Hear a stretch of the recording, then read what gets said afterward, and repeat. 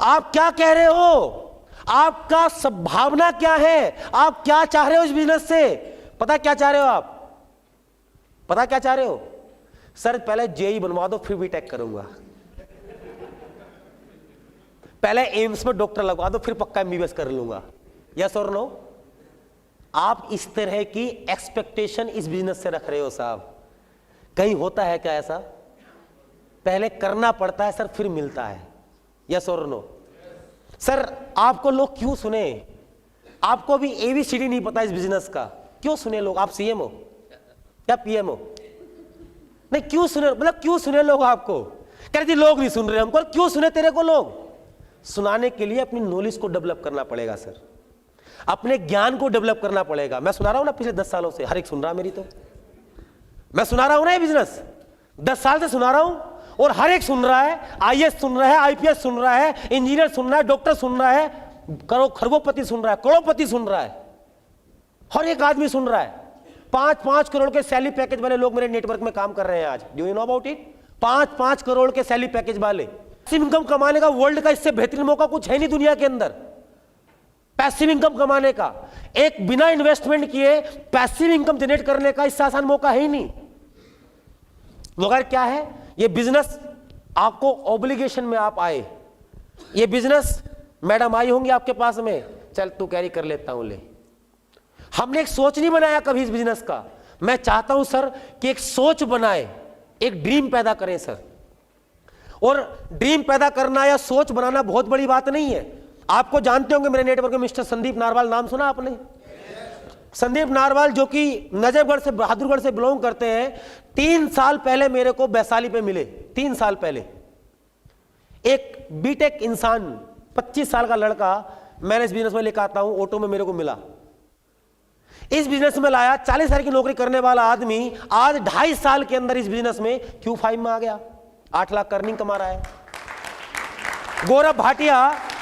गौरव भाटिया जी जो मैं सिस्टम में मेरे को मिले, रास्ते में मिले, रात को 10 बजे रोड पे मिले, मेरी मुलाकात हुई रोड पे, अनवांटेड मीटिंग हुई, अननोन आदमी से मीटिंग हुई। रात को 10:30 बजे मेरे को मिले इंदिरापुरम के अंदर, मैंने बात किया और मैं सिस्टम में लेकर के आया। 11 साल का एक्सपीरियंस था गौरव भाटिया जी को, और 11 साल उनके फादर गवर्नमेंट जॉब में, उनके दादा गवर्नमेंट जॉब में, उनको खुद 11 साल का एक्सपीरियंस। 11 साल के बाद सैलरी थी 12 लाख रुपए का पैकेज साल का। इस बिजनेस में लाया, जब बिजनेस में आए, टूटी हुई एक स्विफ्ट थी उनके पास में। आज वही इंसान 3 साल के अंदर 10 लाख रुपए महीना कमा रहा है और फॉर्च्यून अचीव करे बैठा है। ये बिजनेस तो टेस्टेड है, ये बिजनेस तो प्रूवन है कि नहीं है सर? है कि नहीं है सर? आप अपने आप को डेवलप नहीं कर पा रहे हो, प्रॉब्लम ये है। आप अभी सोच ही नहीं रहे हो कि ये मेरा बिजनेस है। हम में से बहुत सारे लोग, पता प्रॉब्लम क्या हो रही है सर? पता आपको? बताओ आज अभी तक आप डाउनलाइन बने बैठे हुए हो। क्या डाउनलाइन? पता प्रॉब्लम क्या है? अभी तक आप मेंबर बने बैठे हो, अभी तक आप डिस्ट्रीब्यूटर बने बैठे हो, अभी तक आप डाउनलाइन बने बैठे हो। Sir you will have to become an entrepreneur. आपको एक बिजनेस ओनर, एक एंटरप्रेन्योर बनना पड़ेगा और अपना सोच बनाना पड़ेगा सर। मैं आपको विश्वास कीजिएगा सर, अगर इस बिजनेस को आज आप समझ गए ना, ये रिवॉल्यूशन है सर, ये डायरेक्ट सेलिंग रिवॉल्यूशन है इस टाइम इंडिया के अंदर। आने वाले 6-7 महीने के अंदर वो होने वाला है, वो होने वाला है। आप जाइए तो सर गूगल पे, यूट्यूब पे, नेटवर्किंग, MLM, नेटवर्किंग, दबा के बुरा हाल है सर। आज पूरे इंडिया के अंदर किसी भी गांव मोहल्ले में पूछ लीजिए, एक काम कर रहा हूं, अच्छा वही मेंबर, चाहे वो निगेटिव वे में बोले वो अलग बात है, हर आदमी जानता है। यस और नो? आज धीरे धीरे मार्केट पॉजिटिव हो रहा है, क्योंकि गवर्नमेंट अभी आ गई हमारे साथ में। हर एक पढ़ा लिखा आदमी पॉजिटिव है सर। आपको थोड़ा टेक्निक समझना पड़ेगा। टेक्निक क्या समझना पड़ेगा पता है? कि हम लोग किस चीज में है? सेल्स। किस चीज में है? सेल्स। और सेल्स की एक खूबसूरती है, एक कहानी है, एक कैलकुलेशन है, एक तरीका है। सेल्स, क्योंकि अभी तक तो आप इंजीनियर थे, अब आप किस प्रोफेशन में आ गए? फॉर एग्जाम्पल आप इंजीनियर थे तो किस में आए? अभी आप कौन से प्रोफेशन में थे? जॉब में कौन से प्रोफेशन में? इंजीनियर, डॉक्टर, क्या थे? सेल्स में। आप इलेक्ट्रिकल में थे, तो इलेक्ट्रिकल में कोई आपको ना तो कह नहीं रहा था, कोई ना कह रहा था आपको। अब आप, ये बंदा बेचारा क्या में आ गया? तो सेल्स में जब आएंगे, सेल्स में क्या ना कंपलसरी है कि नहीं है?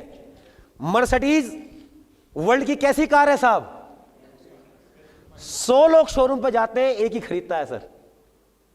तो मर्सिडीज बेकार नहीं हुई सर। आपको सेल्स के डायनेमिक को समझना पड़ेगा। क्या समझना पड़ेगा? सेल्स के डायनेमिक को समझना पड़ेगा सर। हम कई बार बातें अपने ऊपर ले लेते हैं, तूने मना कैसे कर दिया। समझ पा रहे मेरी बात? देखो, इस इंडस्ट्री के अंदर सबसे बड़ा फेलियर का रीजन पता क्या है? सबसे बड़ा फेलियर का रीजन क्यों लोग फेल होते हैं? लोग रिजेक्शन से डरते हैं साहब। किससे डरते हैं? रिजेक्शन। और कोई रीजन नहीं है सर फेल होने का इस बिजनेस के अंदर। सिर्फ एक ही रीजन है, वो है रिजेक्शन। और मैं आपको बताना चाहूंगा साहब, जरूर, success always start from rejection. ये मैं नहीं कह रहा हूं, स्वामी विवेकानंद ने बोला है साहब।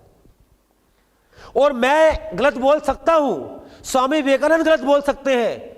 मेरे को एक इंसान का नाम बताइए, आपको कसम है आपके मां बाप की, बताना जरूर, कि जो आदमी सफल हुआ हो और उसने बहुत सारे रिजेक्शन ना देखे हो। एक का नाम बता दीजिए हिस्ट्री में से, एक का नाम।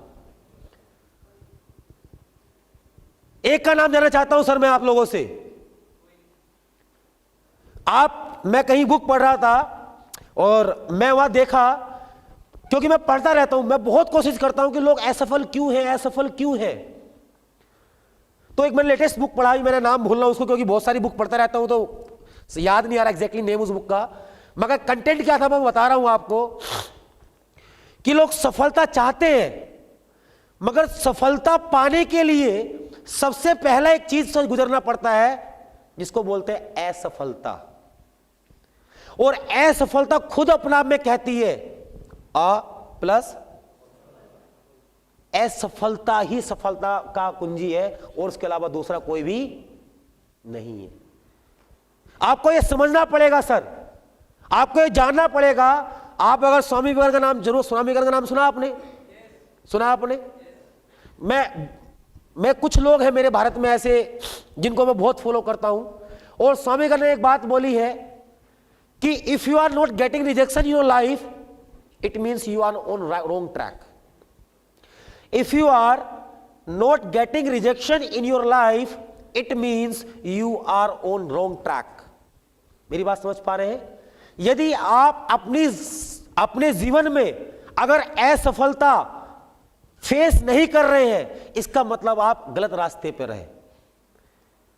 कुछ समय बाद स्वामी विवेकानंद ने इसको इंप्रूव करते हुए एक बात फिर बोली कि यदि किसी दिन, कोई भी दिन आपकी जिंदगी में रिजेक्शन नहीं आया, समझ लीजिए आपने वो दिन ही खराब कर दिया। मेरी बात समझ पा रहे हैं आप? ये मैं नहीं बोल रहा हूं सर, स्वामी विवेकानंद का नाम सुना है या नहीं सुना? मैं नहीं बोल रहा हूं सर, ये उन्होंने बोला है सर। मैं आपको दोस्तों यही कहना चाहता हूं और समझाना चाहता हूं एक बात, अगर आप ये बात पकड़ गए और समझ गए तो जिंदगी में बहुत बड़ा कर जाओगे यार। समझने की कोशिश करना दोस्त। अगर आप, जो मैं बोल रहा हूं ना, अगर आप ये पकड़ गए ना, नेटफ्लिक्स की बात नहीं कर रहा हूं यार आपसे मैं, आप दुनिया में कहीं भी होंगे बड़ा कर जाओगे। जो मैं आपको बोलने वाला हूं अभी, बहुत जरूरी है, बहुत इंपॉर्टेंट है चीजों को समझना। अगर आप समझ गए तो पूरी जिंदगी, पूरा लाइफ, आपकी किस्मत आपकी मुट्ठी में आ जाएगी साहब, अगर कुछ चीजों को समझ गए। और देखो, स्वामी विवेकानंद हैं, भगवान गौतम बुद्ध हैं, उनकी जो कोटेशन लिखी थी ना, वो सार था सर जीवन का। यस और नो? वो सार था जीवन का सर। और उनकी एक कोटेशन मैं हमेशा ट्रेनिंग में बोलता हूं, हर ट्रेनिंग में बोलता हूं सर। उनकी एक बहुत फेवरेट कोटेशन है सर, जानना चाहते हो? इन every situation, in every situation there is a challenge. समझ पाए मेरी बात? In every situation there is a challenge. आप किसान के पास जाइए साहब, आपको इतने चैलेंज बताएगा अपनी खेती के, आप हिल जाओगे। बाबूजी मैं तो बहुत दुखी हूं, गेहूं ही नहीं हो रहे, पानी नहीं पड़ रहा, बारिश नहीं आ रही, खाद नहीं मिल रहा। यस और नो? आप हाउसवाइफ के पास जाइए साहब, आपको दुनिया भर के चैलेंज बता देगी। आप स्टूडेंट के पास जाइए साहब, स्टूडेंट के पास सोच के देखिएगा, महसूस कीजिएगा। दोस्त आज रिक्वेस्ट कर रहा हूं आपसे हाथ जोड़ के, जब आप स्टूडेंट थे महसूस कीजिएगा, बस ये 12वीं खत्म हो जाए किस तरीके से, कॉलेज में तो मस्ती मारेंगे। फिर था या नहीं था चैलेंज?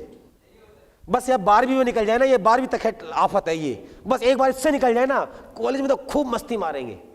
कॉलेज में आ गए, बस ये 3-4 साल है, उसके बाद तो जॉब में मस्ती मस्ती मारेंगे।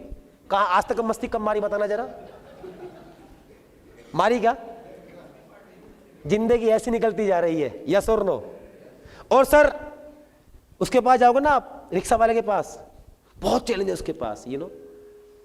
किसी के पास चले जाओ सर आप, चाहे वो छोटा छोटा गड्ढे खोदने वाला है ना सर, वो कस्से चलाने वाला, उसके पास challenge. In every situation there is a, अब बात समझने का क्या मैं बोलना चाह रहा हूं, जब हर काम में चैलेंज ही है तो क्यों ना बड़ा काम किया जाए फिर, यस और नो?